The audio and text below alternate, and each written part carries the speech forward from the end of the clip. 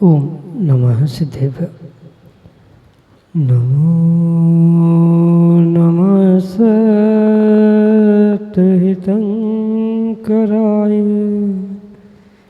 वीराय भव्याम्बुजभास्कराय अनंतलोकाय सुरार्चिताय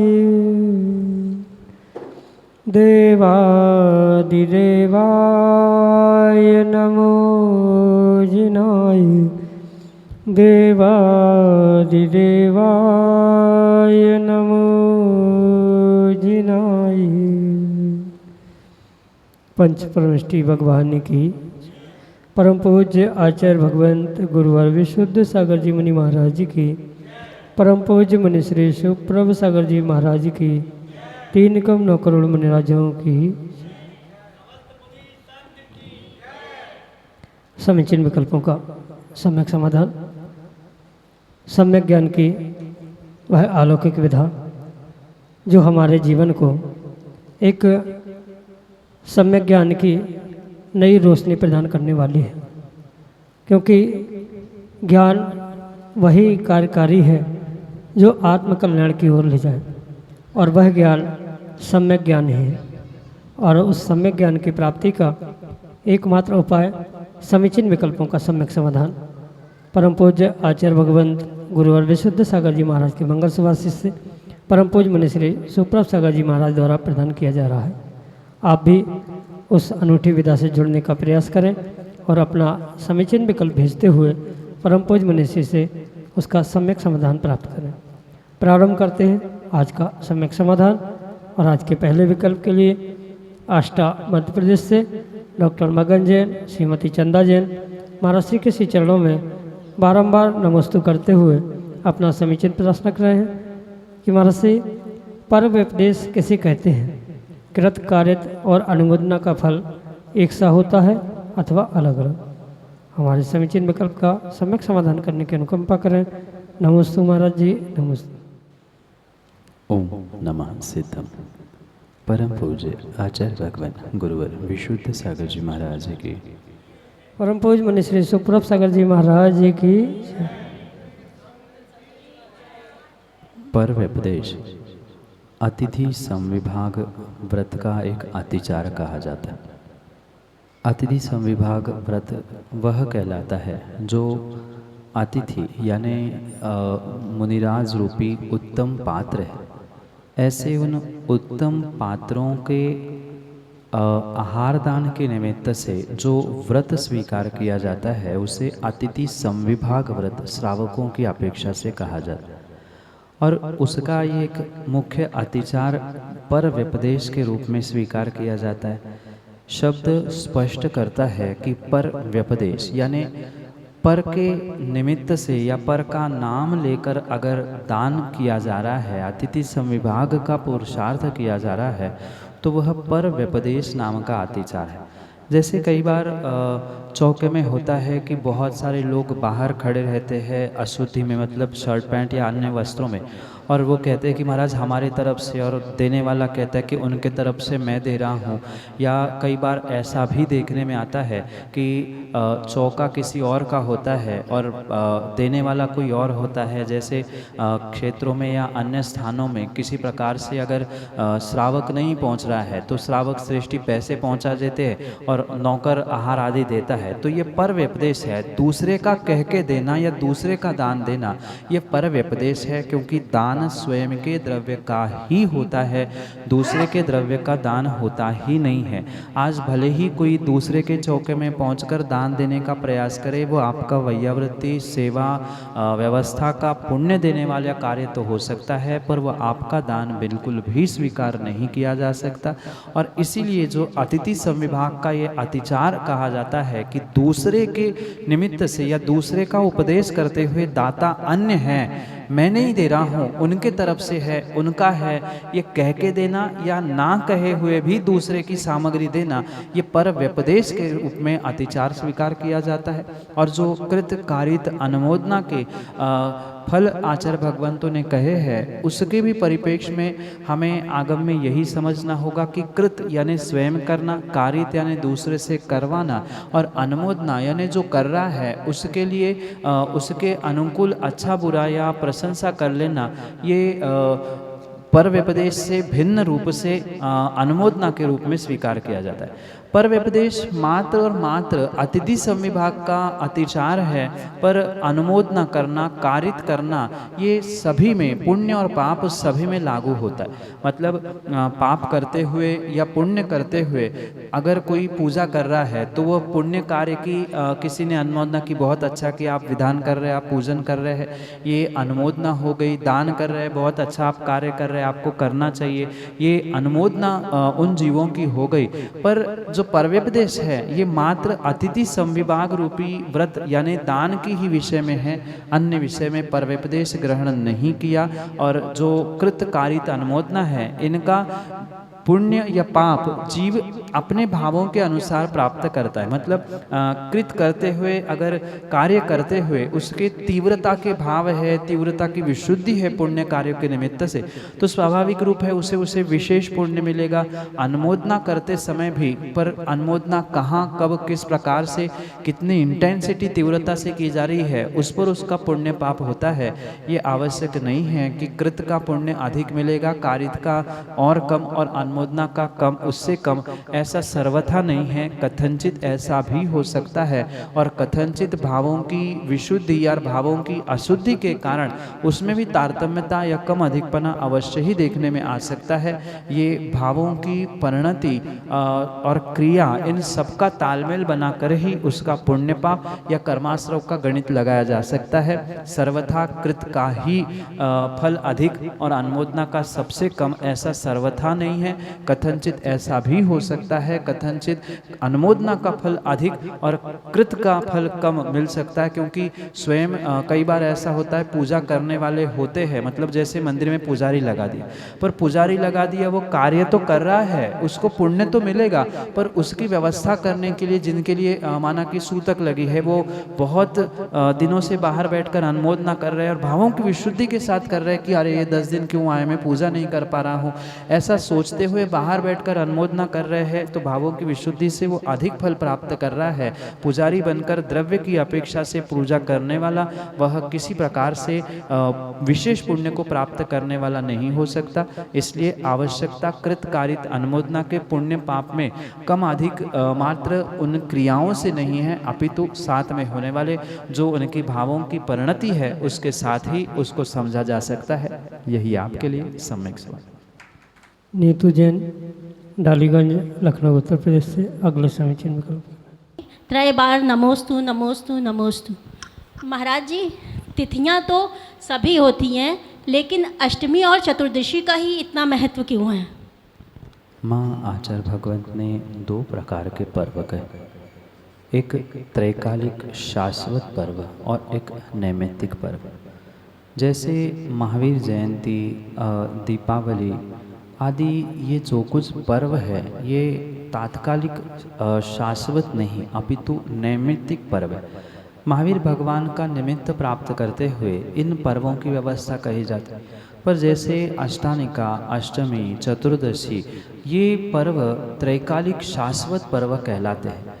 ये अष्टमी चतुर्दशी एक ऐसे विशेष पर्व है जो महीने में 4 बार, मतलब अष्टमी 2 और चतुर्दशी 2, ऐसे ये विशेष पर्व है। पर्व का अर्थ होता है जोड़ना, जहाँ विशेष रूप से धर्म से, धर्मात्मा से आत्मा से परमात्मा से जुड़ने का पुरुषार्थ किया जाता है उसे पर्व के रूप में स्वीकार किया जाए। और अष्टमी चतुर्दशी तिथियों का इसलिए विशेष महत्व है कि इन दिनों में जीवों के भाव विशेष रूप से बदलते हुए देखने में आते हैं। जैसे निमित्त नैमित्तिक संबंध की अपेक्षा से आसमान में आकाश में होने वाले चंद्रमाओं की कला घटने बढ़ने से ये देखने में आता है कि समुद्र में ज्वार भाटे आते हैं, कम ज़्यादा पानी होता है। तो जैसे इतनी दूर से संबंध होने पर भी उसमें बदलाव देखा जाता है, ऐसे ही कुछ तिथियों का जीव के परिणामों के साथ, जीव के कार्यों के साथ विशेष संबंध जुड़ा हुआ करता है। अनुभव करना, जितने भी देशव्यापी विश्वव्यापी बहुत बड़े हादसे या बहुत बड़े कार्य हुए हैं वह लगभग अष्टमी चतुर्दशी के एक आध दिन आगे पीछे हुए हैं। भूत का नहीं याद तो आने वाले घटनाक्रम को समझने का प्रयास करना।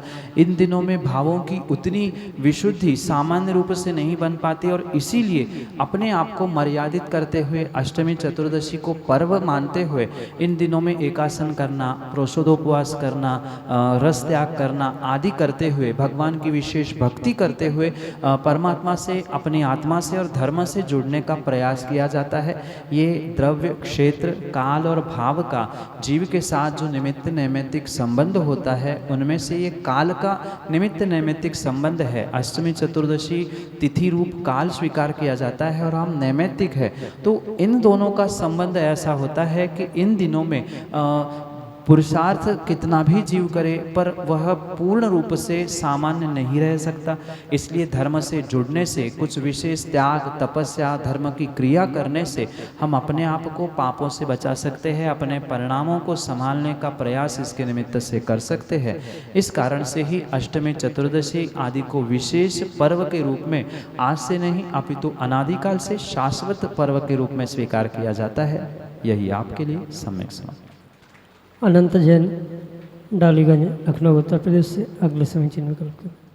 मंदिर जी में अभिषेक करते हैं तो क्या ठंडे जल से किया करना चाहिए या गर्म जल से? और अगर गर्म जल से करते हैं तो ठंडे जल में जैसे लौंग और चंदन आदि मिला लेते हैं तो वो मर्यादित जल होता है या नहीं? श्री जी का अभिषेक न ठंडे पानी से करना चाहिए न गर्म पानी से करना चाहिए। श्री जी का अभिषेक आगम के परिप्रेक्ष्य में प्रासुक जल से करना चाहिए। प्रासुक करने की अनेक विधि आचार्यों ने हमारे लिए, श्रावकों के लिए बताई। जैसे कई बार ऐसा होता है कि पानी प्रासुक करने की यानी गर्म करने की व्यवस्था नहीं है, तो वहाँ पर सामान्य रूप से लौंग से या अन्य किसी द्रव्यों से उसका रंग, उसकी स्थिति बदलकर भी अभिषेक करे तो भी दोष नहीं है। पर जहाँ व्यवस्था है उसे प्रासुक करने की यानी गर्म करने की, तो उसे कम से कम इतना गर्म करे कि उसकी कुछ मर्यादा बने। जैसे पानी की मर्यादा होती है वैसे ही गंधोदक की भी मर्यादा होती है। माना कि पानी मात्र कुनकुना सा हुआ है, थोड़ा सा गर्म किया तो उसकी 6 ही घंटे की मर्यादा स्वीकार की जाती है। और तेज़ है 12, बहुत गर्म है तो 24 घंटे का।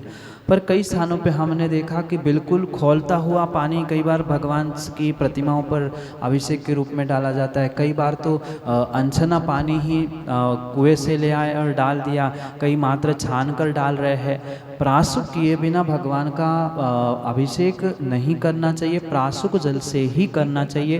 प्रासुक करने के लिए तत्काल में क्या व्यवस्था है ये समझना होगा। पानी छानने के बाद जो उसकी मर्यादा 48 मिनट की होती है, उसके उपरांत अगर कुछ विशेष द्रव्य जैसे कपूर है, केसर है या अन्य भी कोई द्रव्य डालकर उसकी मर्यादा बढ़ी जाती है, लौंग की पाउडर है, लौंग है, उससे भी उसकी मर्यादा बनाकर अभिषेक किया जा सकता है। पर जहाँ गर्म करने की व्यवस्था है, प्रासुक करने की जरूर व्यवस्था है, वहाँ पर पूर्ण रूप से पानी को प्रासुक करके, मतलब छानने के बाद तुरंत उसे प्रासुक करके ही उस मर्यादित प्रासुक जल से ही अभिषेक करने की आवश्यकता है। जहाँ व्यवस्था नहीं है वहाँ पानी छानकर उसमें मात्र कपूर या अन्य जो द्रव्य रंग बदलने के लिए, उसकी अवस्था बदलने के लिए कार्य करते हैं, उनसे भी अभिषेक किया जा सकता है। यही आपके लिए सम्यक समझ। मीनू जैन, डालीगंज, लखनऊ, उत्तर प्रदेश से अगले समीचीन विकल्प। गुरुवर, मेरा ये प्रश्न है कि भगवान को तो मोक्ष हो गया है, वो ना कुछ देते हैं ना लेते हैं, ना कुछ देखते हैं। लेकिन अगर हमारा कोई काम बन जाता है या कोई मनोकामना पूरी हो जाती है तो क्या वो उनके रक्षक देवी देवता करते हैं, या हमारे विधान करने से या व्रत करने से होता है, या फिर ये हमारे पूर्व जन्म के कर्म का उदय आता है तब होता है, या फिर ऐसा कुछ भी नहीं है? नमोस्तु गुरु। माँ, किसी जीव का कोई बिगड़ा काम बनता हुआ देखने में आता है, उस समय पर सामान्य रूप से ये कहने में अवश्य आता है कि गुरु की कृपा से या प्रभु की कृपा से काम हो। पर गुरु, प्रभु या कोई भी व्यक्ति किसी के लिए कुछ नहीं कर सकता, ये परम सत्य। उसके साथ जो कुछ भी हो रहा है, कहीं न कहीं उसने किया हुआ पुरुषार्थ जो पुण्य पाप रूप फलीभूत हो रहा है, उसी के निमित्त से ये सब कुछ कार्य होता है। उसमें कई बार श्रावकों ने किए हुए व्रत, विधान, माला, तपस्या आदि भी कुछ अंशों में कार्यकारी निमित्त बनते हैं, क्योंकि भाग्य बनाने वाला भी, पुण्य देने वाला भी भगवान नहीं है। जो भाग्य पुण्य बनता है वो कहीं न कहीं आपने किए हुए स्वयं के पुरुषार्थ से ही बनता है। वो पुरुषार्थ चाहे पिछले भवों का हो, चाहे इस भव का हो, तत्क्षण का हो, उसी दिन का हो, ये मायने नहीं रखता। पर ये सत्य है कि जो जीव जैसा कर्म करता था, करता है, करता रहेगा, उसको वैसा ही फल मिलेगा, चाहे अच्छा हो चाहे बुरा हो। इसलिए जो भी मनोकामना पूरी होते हुए आपको दिख रही है, भले ही आपने अपनी मनोकामनाओं को प्रभु के सामने निवेदित किया था कि प्रभु ऐसा हो जाए, आपके आशीर्वाद से, आपकी कृपा से गुरुजी ऐसा हो रहा है, होना चाहिए, ये भावना भाना, प्रशस्त भावना भाना, इसमें किसी प्रकार से कोई दोष नहीं है। पर यह सत्य स्वीकार करते हुए इस भावना को भाना चाहिए कि किसी भी प्रकार से भगवान कुछ भी करने वाला नहीं है। करने वाला अगर कोई है तो मेरा स्वयं का पुण्य पाप है, और मेरा स्वयं का पुण्य पाप मैं ही अपने भाग्य से बनाता हूँ, अन्य किसी के पुरुषार्थ से नहीं, अपितु मेरे स्वयं के पुरुषार्थ से ही ये सब कुछ कार्य अच्छा बुरा होते हुए देखने में आता है। उसके लिए बहिरंग बहुत सारे निमित्त हो सकते हैं, पर पुण्य उपादान मेरे स्वयं का ही होता है। मेरे भाग्य से, मेरे पुण्य पाप से ही जीवन में अच्छा बुरा होता है। यही सत्य आपके लिए सम्यक समाधान है।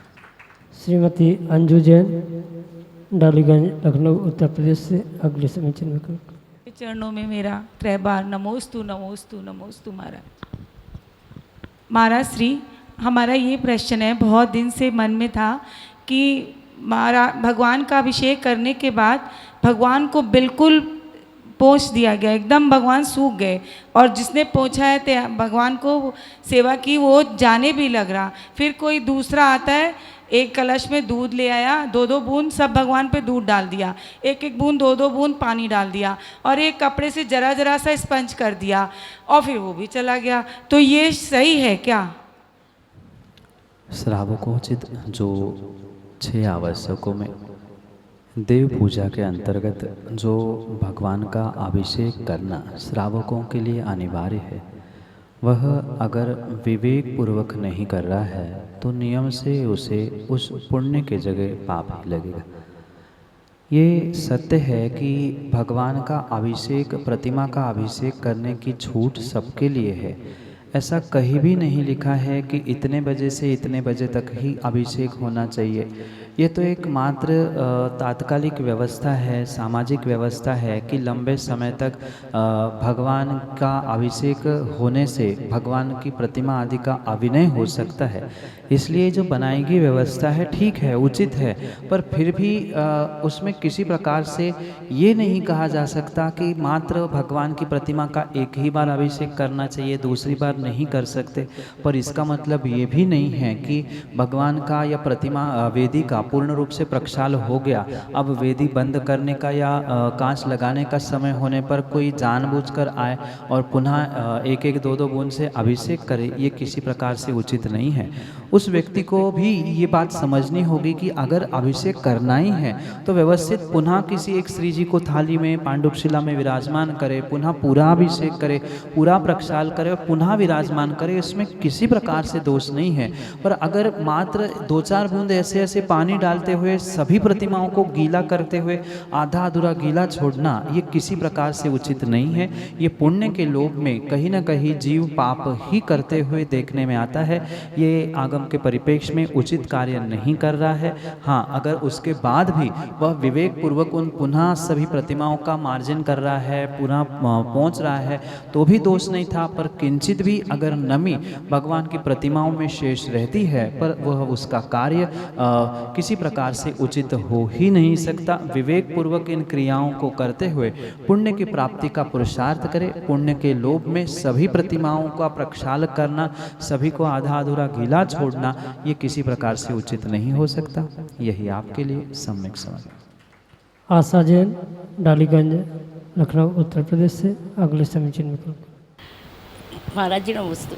हमारा प्रश्न यह है, विदुर महिलाएं उनमें से जो 2 महिला से कलश कल्पना कराई जाती है और 2 को हटा दिया जाता है, उनका क्या कर्मों का ज़्यादा बंद होता है? महाराज जी के सामने अगर विदुर महिला चली जाए, एक को हटा दिया जाता है, दूसरे को खड़ा रखा रहता है, उसके लिए क्या पहले वाले का ज़्यादा कर्मों का फल?